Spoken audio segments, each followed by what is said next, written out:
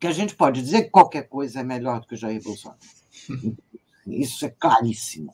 E não se pode esquecer o que foram 4 anos de trepidação constante, de ameaças de golpes, de ameaças de assassinatos, de perseguições, de devastação. Esquecer isso é, de alguma maneira, comprometer a nossa análise para adiante. Por outro lado, sem esquecer isso, é importante saber que isso não se supera meramente por dentro do jogo institucional. Em outros termos, as classes dominantes que apoiaram o governo Bolsonaro estão agora, nesse momento, apoiando o governo Lula, inclusive aquelas mais ácidas, mais agressivas e mais brutais. Então, esse movimento é um movimento de captura do conjunto do governo, que as classes dominantes fazem sempre, e que, ao que parece, satisfaz em grande medida esse governo. Isso é um perigo, e é um perigo tanto maior quanto não elimina o risco de fascismo e procura, ou talvez consciente ou inconscientemente, leva a normalizar a presença do fascismo na sociedade brasileira, e isso apesar da tentativa de golpe de 8 de janeiro.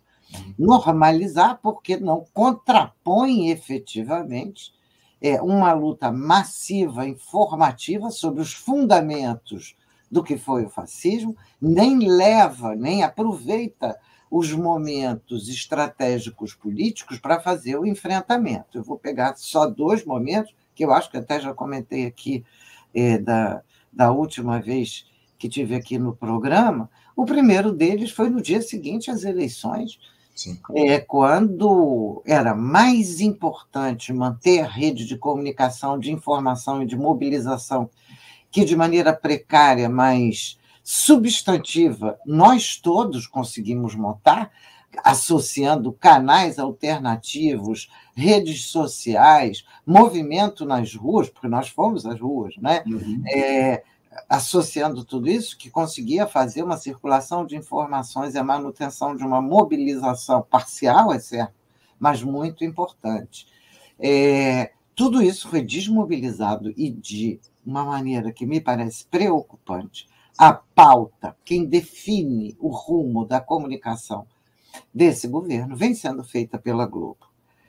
Por mais que a Globo tenha se posicionado no final do processo ali, no finalzinho do processo eleitoral, contra o Bolsonaro, mais contra o Bolsonaro do que a favor de Lula, e que isso solicite pessoalmente, de alguma maneira, do Lula, algum gesto de agradecimento, entregar a pauta da comunicação popular nas mãos de uma empresa com tendências monopolistas, com fortes laços com o conjunto das classes dominantes, e que nós conhecemos de longuíssima data, é um perigo dos maiores. E se isso foi feito já desde o dia 30, de lá para cá, isso quase um ano depois, só piorou, e a gente vê que a pauta que vem sendo conduzida agora, inclusive a pauta anti-Bolsonaro, ou a pauta da comunicação do próprio presidente, né, naquela conversa com o presidente, é tudo uma pauta da Globo.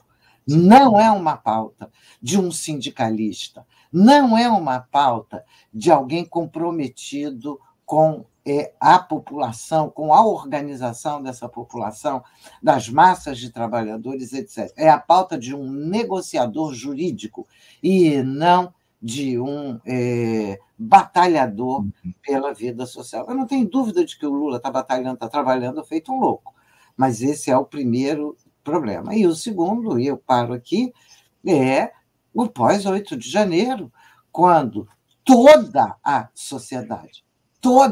sociedade democrática dizia: é preciso limpar imediatamente as Forças Armadas.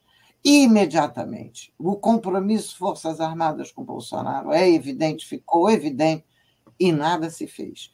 Ou se fez pouquíssimo, se colocou um ministro que, na verdade, é um ministro dos militares junto ao governo, e que são as 2 questões mais candentes desse governo.